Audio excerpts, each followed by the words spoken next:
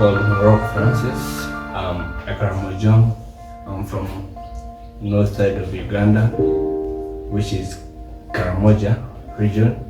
I grew up from the family which mom and dad, all of them were drunkards, and my dad had more than one wife, but all of us, all the children and all the family, we had an opportunity of seeing each other, learning each other.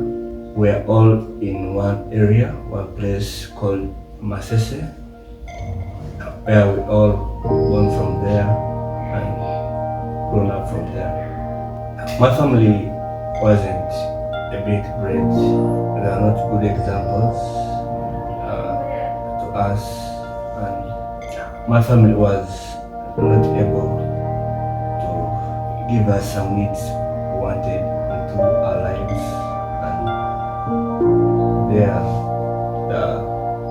like school fees and other things. Then in my life, I had some disabilities when I grew up. I was abused when I was young because of the disabilities which I had in my life. And I was operated 2 times in hospital. And after that, even it affected even my studies, because I spent almost 2 years at home without studying because of that disability I had. And when I grew up, in trying to think about it, how my family was abused even me, an individual.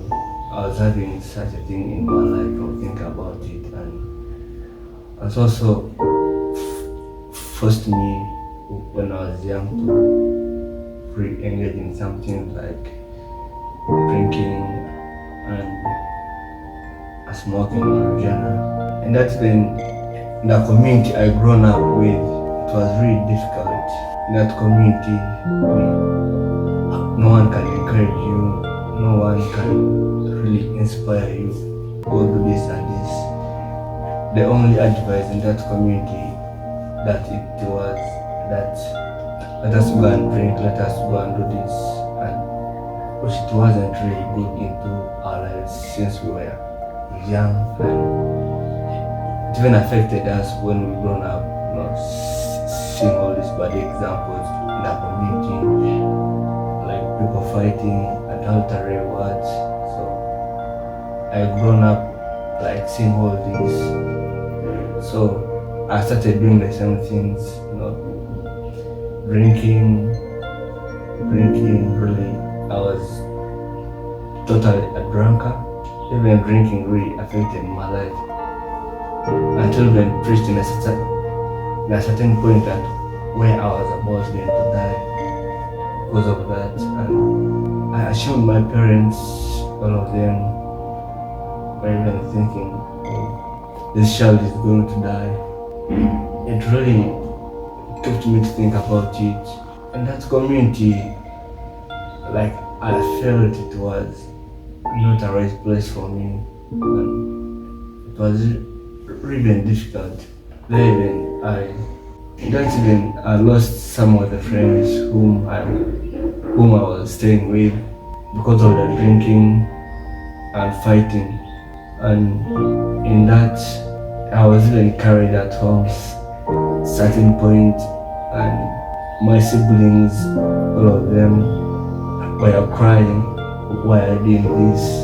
We are seeing some of these bad examples. Then there, when I got a sponsor who was paying my school fees, I started going to some of schools, and after my primary 7 in Jinja, in Magua Primary School, after finishing it, I went to Rehoboth Secondary School in Jinja.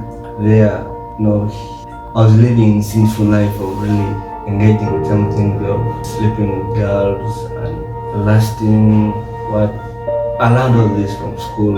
And when it was really, I didn't even knew God. I thought it was a good life, but it wasn't really good.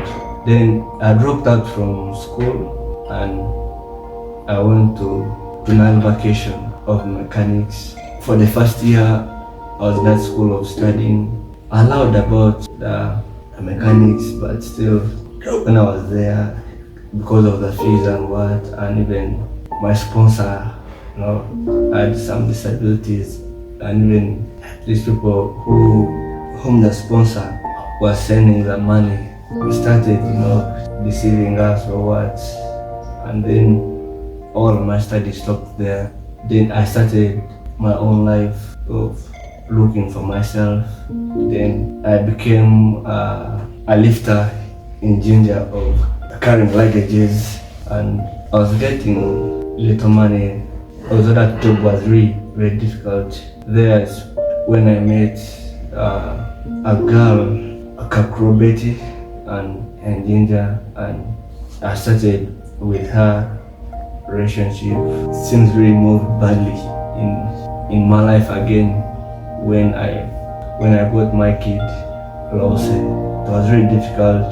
Before even that, his mom was trying to remove this kid, and also me, I didn't have any options or what. One of my hardest things I've seen in my life is when I got a child, was Lose.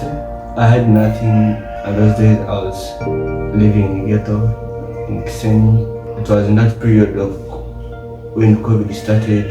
It was really hard for me, and I was young, and I didn't even expected it. Where this kid was born from, in the ghetto from the ground, and what the ghettos really are.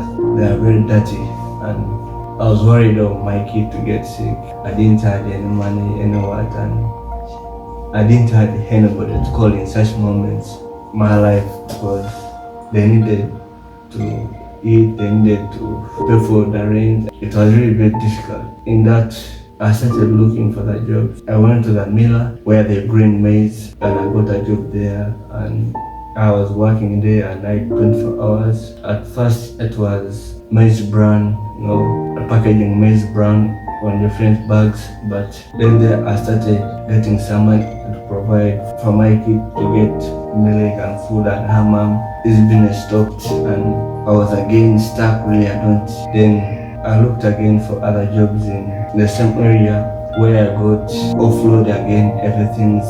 Then there I started offloading rice, beans, and other stuff, but it was a bit heavy. I was a bit working 24 hours again. It reached a certain point when I was not even able to provide for them, because sometimes you work you don't get. But I kept really, one thing I had in my life, it was having hope in my life and having prayers at night. And that time I was getting out.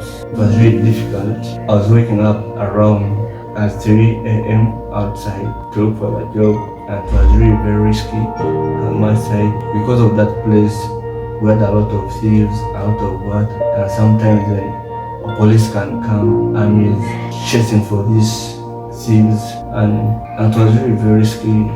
Sometimes when we hear bullets coming inside, I was worried of this kid, and me myself, anything can happen. It was really difficult on my side. Another thing, the darkest thing in my life which I've seen, when mom died really. Those days I was young, and that thing remained in my head. Mom was poisoned. The community we grown up because of jealousy and conflicts from people. I was worried about all my siblings, because all of them, they were young. It was really difficult in such moments, and my dad had no anything to do. He was also confused to what happened.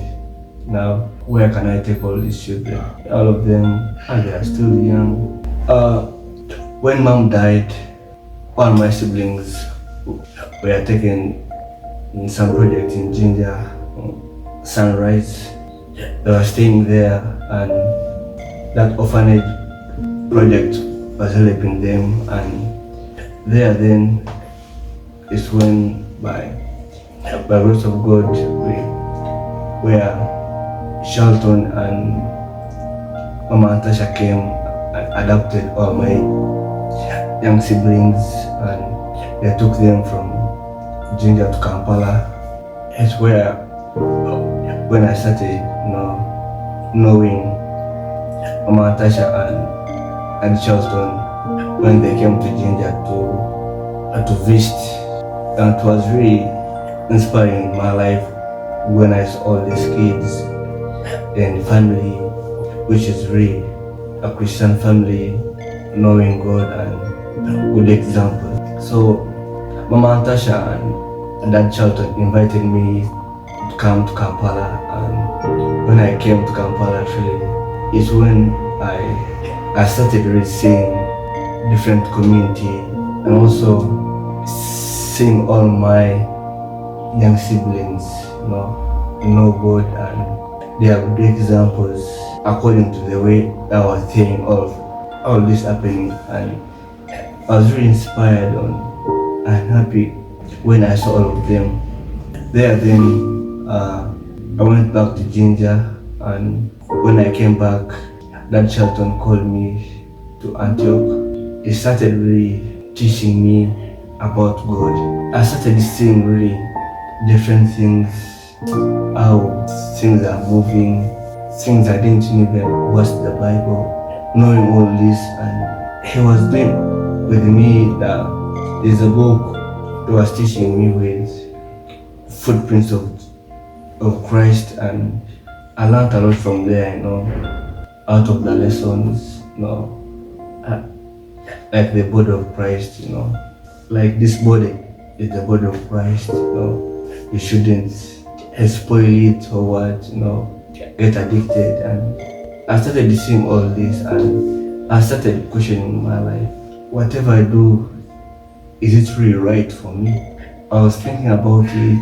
Then regularly I started coming, again, reading that book, and we met even at home, and they started really explaining me what God was. And also my young siblings were also really inspiring me. It was really a good example to me, and there then I decided really to leave things I loved, alcohol, fighting, and other things. And really, it really left me when I left all these things. I felt like this is what the right time to accept God and to confess all my sins I was doing.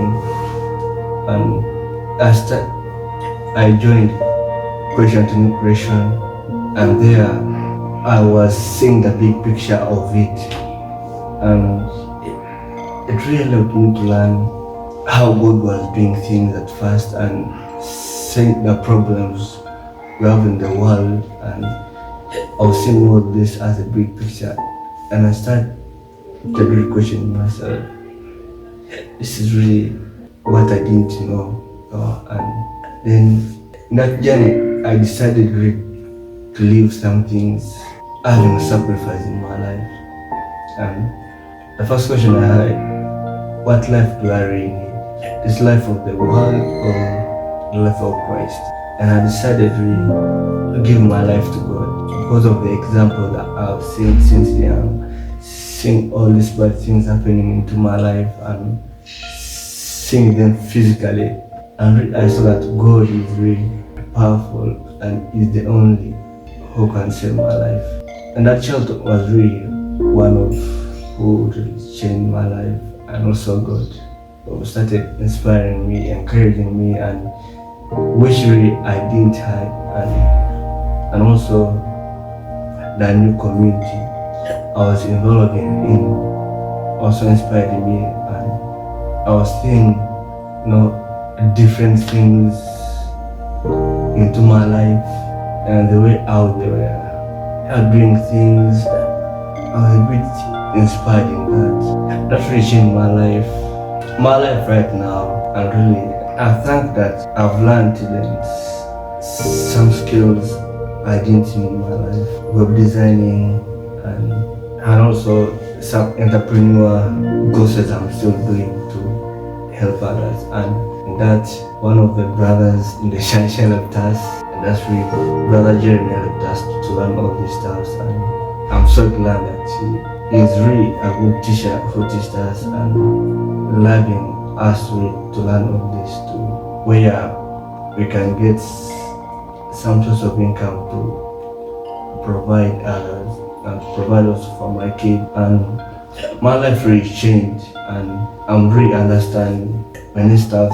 And but one of it really, God really changed my life knowing all this. Interested on taking courses on entrepreneur courses and web designing, so that I can understand how the world is moving, and also to understand the real meaning in life, so that I can also help others to teach them, and also to help many with the knowledge I'm getting.